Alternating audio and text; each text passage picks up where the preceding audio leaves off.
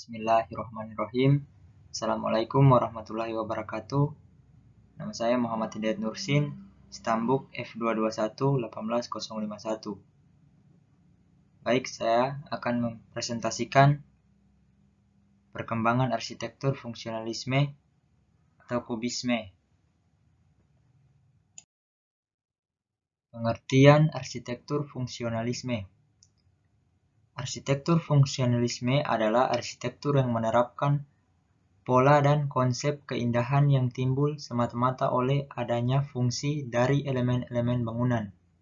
Bangunan terbentuk oleh bagian-bagiannya, apakah dinding, jendela, pintu, atap, dan lain-lain, tersusun dalam komposisi unsur-unsur yang semuanya mempunyai fungsi. Pengertian arsitektur modern fungsionalisme. Perkembangan arsitektur modern fungsionalisme diwarnai dengan anti pada pengulangan bentuk-bentuk lama dengan teknologi baru, beton, bertulang, dan baja. Arsitek harus mendesain sebuah bangunan arsitektural berdasarkan tujuan dan kegunaan bangunan itu sendiri. Semua bagian dari sebuah bangunan harus memiliki alasan mengapa bagian tersebut diletakkan ke dalam bangunan itu. Dengan kata lain, arsitektur fungsionalisme itu from, follow, function. Dalam pandangan arsitektur modern tahun 1910 sampai 1940-an, terjadi perubahan dalam pola dan konsep keindahan arsitektur, di mana keindahan timbul semata-mata oleh adanya fungsi dari elemen-elemen bangunan. Oleh karena itu, aliran ini disebut sebagai arsitektur fungsionalisme atau rasionalisme, berdasarkan rasio atau pemikiran yang logis. Pada abad 19, meskipun elemen dan bentuk klasik masih mendominasi banyak bangunan, tetapi konsep dasarnya sudah tidak diterapkan lagi. Sekitar tahun 1890 sampai 1910, timbul gerakan yang menentang peniruan dan pengulangan bentuk, kaidah dan teori lama.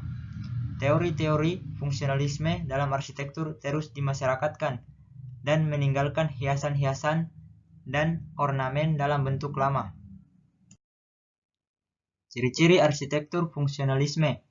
Yang pertama, dalam penerapan konsep fungsionalisme atau rasionalisme mewujudkan bangunan yang bersih dan murni tanpa hiasan.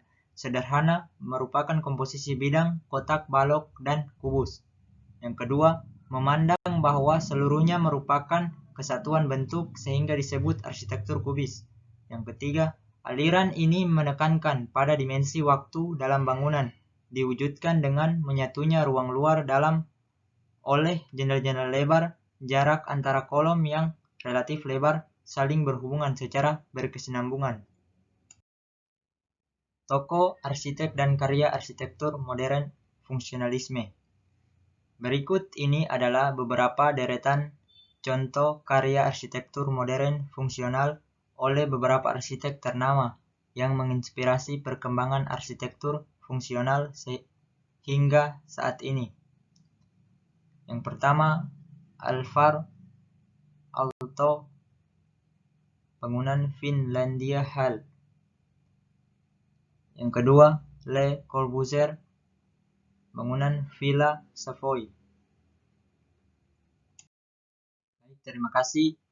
Itulah presentasi dari saya. Lebih dan kurangnya mohon dimaafkan. Wabillahi taufiq walhidayah. Wassalamualaikum warahmatullahi wabarakatuh.